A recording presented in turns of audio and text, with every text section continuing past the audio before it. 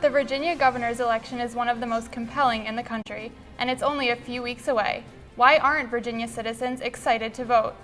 And with the arrival of fall weather, tree planting season is upon us. Urban foresters in DC are looking to plant 100 trees per day in the area. District Wire News starts right now.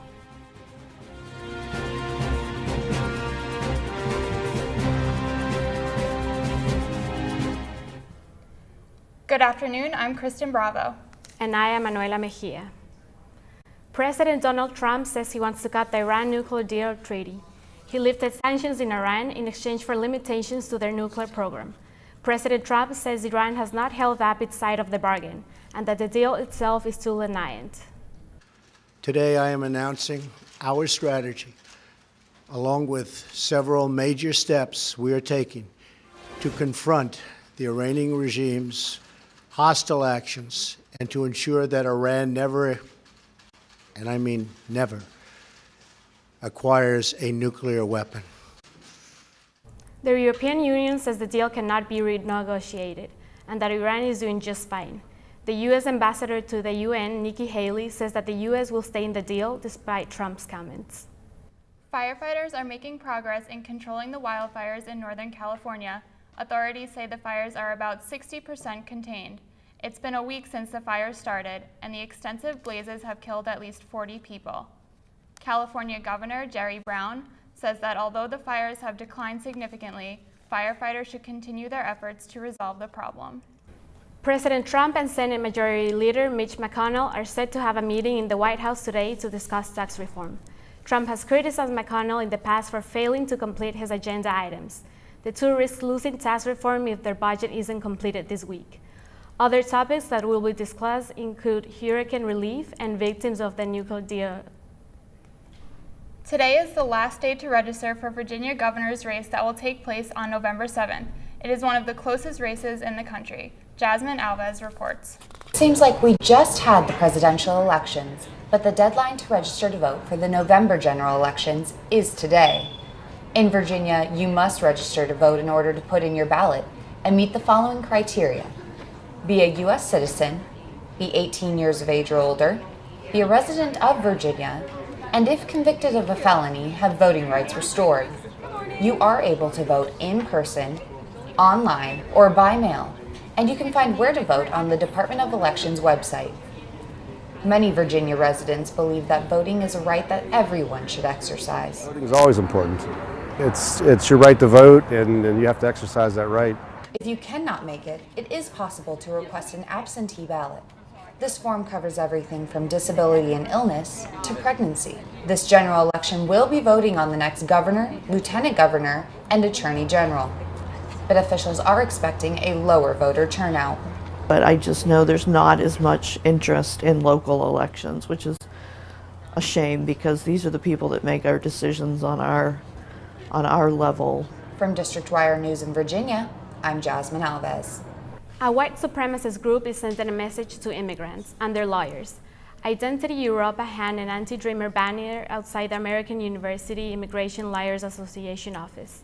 The banner said, "We are your dreamers, no amnesty." DC police are investigating the incident as a possible hate crime. An armed robber is now dead after a police officer shot the suspect at a Baltimore 7-Eleven. Police say the officer noticed the man robbing the store with a shotgun while checking in on the business late last night. No employees are injured. A federal trial will begin for 5 men accused of organizing a heroin ring with the help of Baltimore police detective Momoguno Gondo, pleaded guilty to racketeering charges last week. He is expected to testify against suspect drug boss Antonio Schroesfar in U.S. District Court this week. Prosecutors say the ring operated around the Alameda Marketplace and Rite Aid stores. Rescuers are still searching for one missing person after an oil rig explosion in Louisiana. The oil rig exploded on Lake Pontchartrain early last night after a cleaning chemicals ignited on the platform. There are no deaths reported, but at least 7 are injured. Search and rescue teams are still looking for the missing victim. Sexual abuse victims are taking to social media today with the trend #MeToo.